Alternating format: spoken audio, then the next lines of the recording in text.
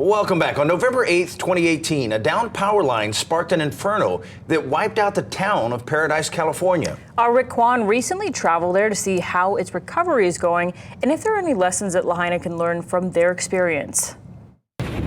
It was just over 5 years ago that the Camp Fire destroyed Paradise, California.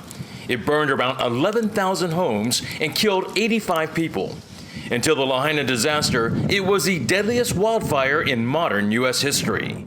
Before the Camp Fire, the population of Paradise was about 26,000 people. Right after the fire, it dropped around 4,600, and now it's around just over 9,000. At this rate, the population should return to what it once was in about 20 years.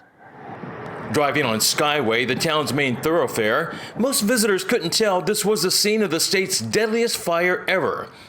At its town hall, Colette Curtis runs the Department of Recovery and Economic Development. She wants people in Lahaina to know things will get better, but it'll likely take years to see significant improvements. You know, things move very slowly. Like I've said, the exciting thing right now is all of the planning and all of the grant writing and all of those things that we have been doing for these 5 years. And we've done a lot of physical work too, restoring things, but we now are on the cusp of the big projects that are really going to improve life for our residents. We're repaving every single one of our public roads.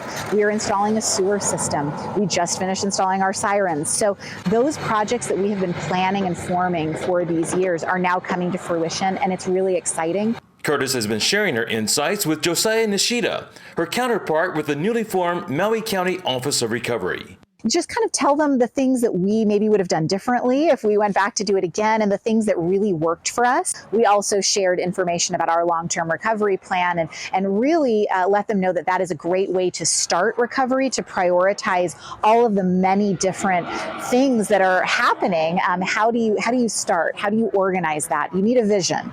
So we really stressed that it's important to listen to the community and take that information and create a plan. Another thing the town did right was to turn a former bank into the Building Resiliency Center. By bringing local, county, and federal agencies under one roof, it made it much easier for residents to get the help they needed a lot faster. It became a one-stop shop. So not only did we have our own staff in here, but we worked with cooperator agencies. So we had representation from the Water District, from the State Contractors Licensing Board.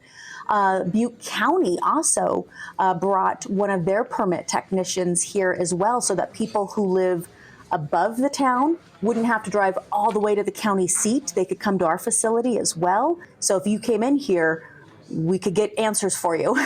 The center also features a piece of art which symbolizes Paradise's rise from the ashes. A phoenix made of keys from residents who lost their homes in the fire. You know, we lost upwards of 9,000 single-family homes in this town. And so there are thousands of families represented on that phoenix, just to never give up hope. Because with hope, the healing can begin.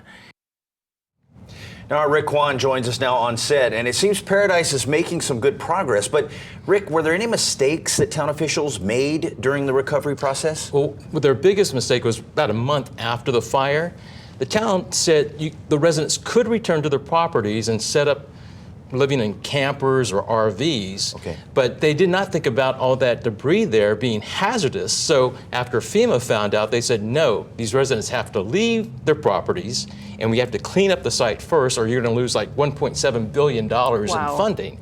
So of course that left the residents very upset and distrustful of the officials. Right. Wow. Very interesting. And what other lessons did Paradise officials learn as they worked to rebuild? Well, she kind of mentioned this, but communication is the key. Getting the feedback from the public, being transparent, being honest, being able to say, when you're asked the tough questions, I don't know. And that's hard for some officials to say, but it's better to say, I don't know, rather than give some half-truths or something else. So be transparent, be honest with the public, and get that feedback from the community on what their priorities are. Rick, what do you have for us tomorrow? Tomorrow we'll be talking to the Paradise Mayor, Greg Bolin, who lost his house in the fire. He'll explain what is the #1 obstacle in getting the town rebuilt.